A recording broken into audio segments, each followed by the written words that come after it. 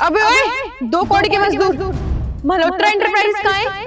क्यों क्या हुआ? अबे तुझसे जितना बोला है ना तू बस उतना सुन, ज्यादा बकवास मत कर। बता कहाँ है? अरे मैम आप बताइए तो सही, आपको काम क्या है?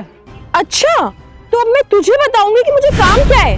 तुझ जैसे अनपढ़ गवार को जो यहाँ मिट्टी खोद रहा है। वाह रे वाह, अब ये दिन आ गए हैं मेरे। अरे मैडम आप ये कैसे बातें कर रही हैं मेरे से?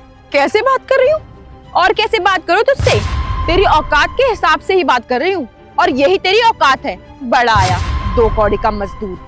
मैडम आप देखने में तो पढ़ी लिखी लगती हो, लेकिन आपके बात करने के तरीके से लगता है कि आप एकदम अनपढ़ जाहिल हैं।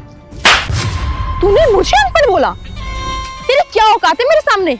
कपड़े देखे अपने, इतने मैले कपड़े। और तुम जैसे लोग ना बस खेतों में जाके ये फावड़े चला सकते हो और तुम्हारी कोई औकात नहीं है। माँ बाप पैदा करके छोड़ देते हैं और तुम ये किसानी करते रहते हो दिन रात। मैडम अपनी जुबान संभाल के बात कीजिए।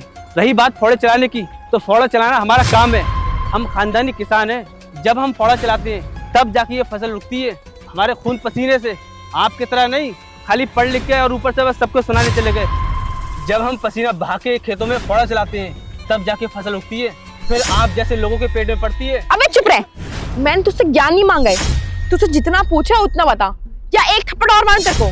तुम जैसे लोग तो पढ़ लिख सकते नहीं हो तो यही सब काम करोगे। और मुझे देखो, आज मैं मल्होत्रा एंटरप्राइजेस में जा रही हूँ अपना इंटरव्यू देने, और आज मेरा इंटरव्यू पक्का क्लियर हो ही जाएगा।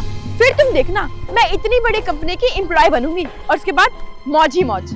अच्छा तो आप मल्होत्रा एंटरप्राइज में इंटरव्यू देने जा रही हैं और आपको लगता है कि आपको वहाँ पे नौकरी मिल जाएगी? अरे तू चुप रह, मेरा दिमाग मत खराब कर। मेरी गलती थी जो मैंने तेरे से एड्रेस पूछ लिया। अब मेरा टाइम मत खराब कर, मुझे एड्रेस बता दो जल्दी। पता नहीं कहाँ से आ जाते हैं इडियट। देखो उनके पीए का फोन भी आ गया। हेलो। अरे मैम आप आ गई?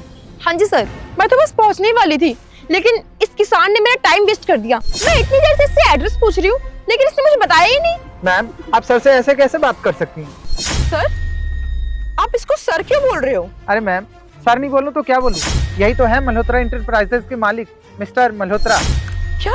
हाँ मैम, आप जिनके पास इंटरव्यू देने आ रही थी वो यही है। सॉरी सर, मुझे माफ कर देना।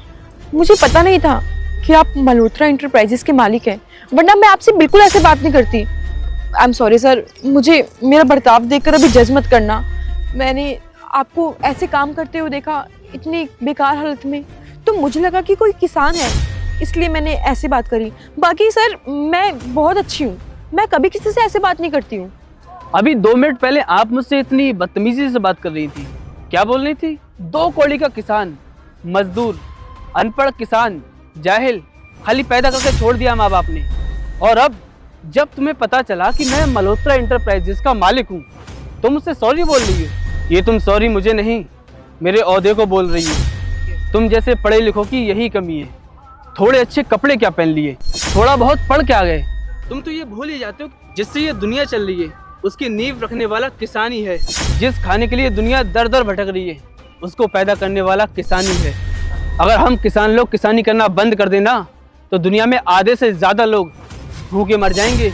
और हाँ मैम, मैं भी एक बात कहना चाहता हूँ आपसे। सर को किसानी करना ना इसलिए पसंद है क्योंकि उनको प्रकृति से लगाव है। जहाँ तक आपकी नज़र जा रही है ना वो सारा खेत सर का ही है।